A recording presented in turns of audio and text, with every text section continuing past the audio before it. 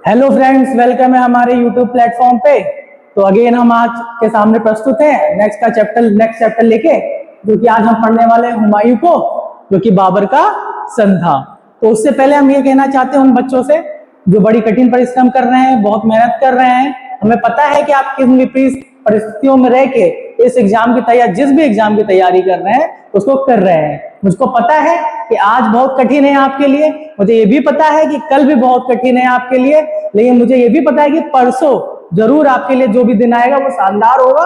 तो इसलिए अपनी मेहनत को करते रहिए, घबराइए नहीं। विपरीत परिस्थितियों में ही नाव कहीं ना कहीं लहरों से किनारे निकल जाती है। चाहे परिस्थिति कितनी भी कठिन हो, नाव अपना रास्ता नहीं मोड़ती है, वो कहीं ना कहीं किनारों पे पहुंच जाती है।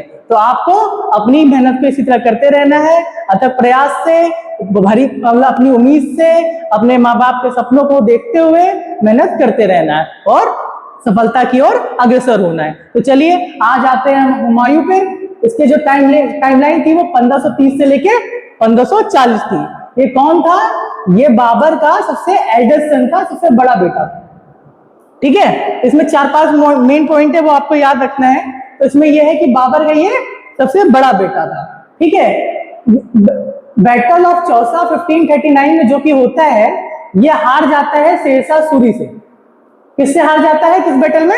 बैटल ऑफ चौसा इन 1539 में ये शेरशाह द्वारा डिफीट होता है। ठीक है, उसके बाद ये फिर अगेन लड़ाई करता है नेक्स्ट ईयर में, बैटल ऑफ बिलग्राम में, जो कि 1540 में होता है, और ये इसमें भी शेरशाह से लड़ता है और इसको भी हार जाता है। मतलब 2 डिफीट उसको बार बार लड़ने से होती है। और इस बैटल ऑफ बिलग्राम को हम बैटल ऑफ कन्नौज भी कहते हैं। ये आपको ध्यान में रखना होगा कि battle of Bilgram battle of Kannauj के नाम से भी पूछा जाता है, एग्जाम में पूछ लिया जाता है। तो आपको ये 2 पॉइंट याद रखना है। बैटल ऑफ चौसा किनके बीच हुआ था? शेरशाह सूरी और हुमायूं के बीच में। बैटल ऑफ बिलग्राम कब हुआ था? 1540 में, वो भी शेरशाह सूरी और हुमायूं के बीच में। इसे बैटल ऑफ कन्नौज कहा जाता है। इन दोनों युद्धों में हुमायूं की पराजय हुई थी। ठीक है, मतलब शेरशाह से लड़ने, मतलब हारने के बाद फिर क्या हुआ? ये अपना किंगडम को लूज कर देता है और ये 15 साल के लिए अपने किंगडम से बाहर चला जाता है, इसको निकाल दिया जाता है, क्योंकि शेरशाह का कब्जा हो जाता है। शेरशाह के रहते हुए इसे अपना किंगडम छोड़ना पड़ता है। ये अगेन 15 साल बाद आता है। वो कहानी हम नेक्स्ट चैप्टर में पढ़ेंगे, इसके आगे का कंटिन्यू करेंगे।